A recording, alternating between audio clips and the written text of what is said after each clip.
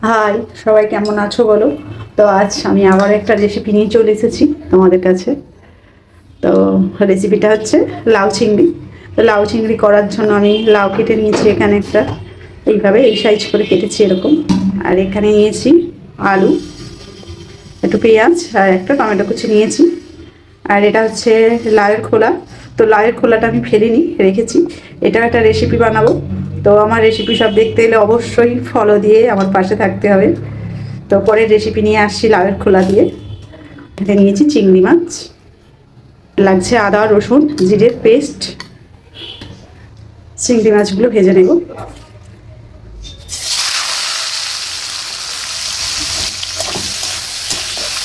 চিংড়ি মাছগুলো খুব কড়া করে ভাজবো না, তুলে নেবো হালকা করে ভেজে। তো আমার ভাজা হয়ে গেছে।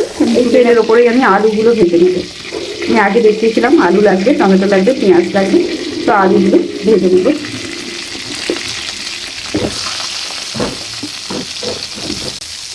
একটু নুন দেবো আলুর উপরে, দিয়ে আলুটা একটু ভেজে নেবো।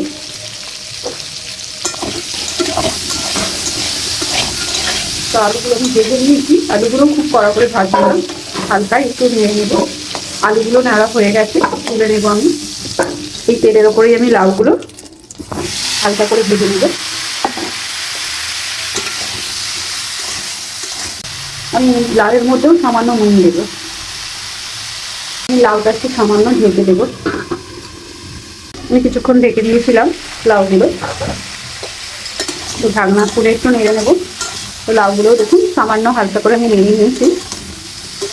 লাউগুলো আমি নামিয়ে নেব।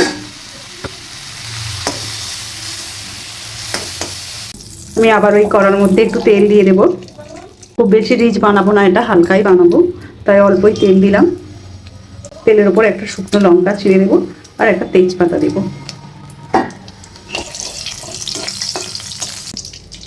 এবার কেটে রাখা পেঁয়াজ আর টমেটোগুলো দিয়ে দেবো।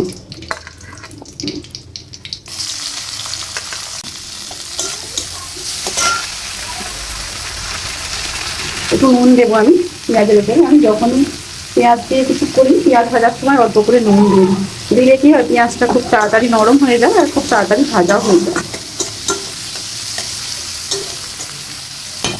আমি একটু ঢেকে দেবো পেঁয়াজটা। আমি কিছুক্ষণ ঢেকে দিয়েছিলাম পেঁয়াজটা দিয়ে। দেখুন পেঁয়াজটা কি সুন্দর নরম হয়ে গেছে।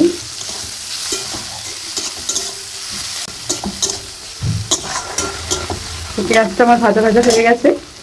তো এর মধ্যে দিয়ে দেবো আদা রসুন জিরের পেস্ট।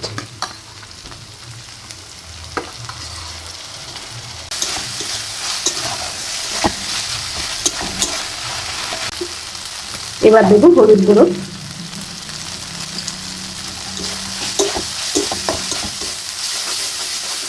তারপরে দেবো লঙ্কা গুঁড়ো।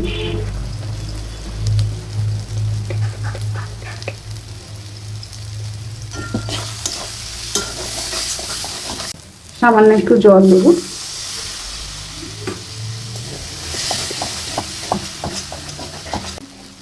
মশলাটা কষানো আমার হয়ে গেছে। তো এর উপরে আমি ভেজে রাখা লাউ আর আলুটা দিয়ে দেবো।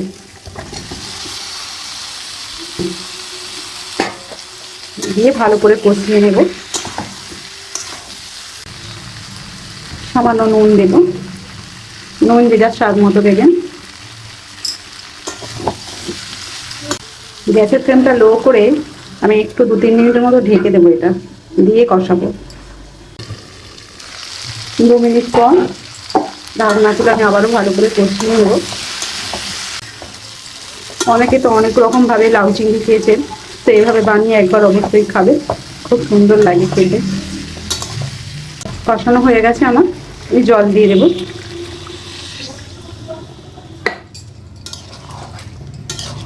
এগুলো সেদ্ধ না হওয়া পর্যন্ত আমি ঢেকে দেবো।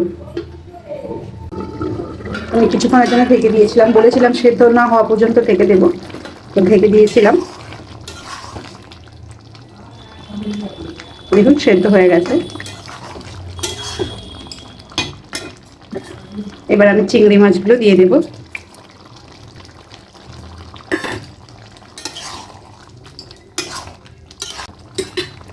ব্যাস আমার রেডি লাউ চিংড়ি।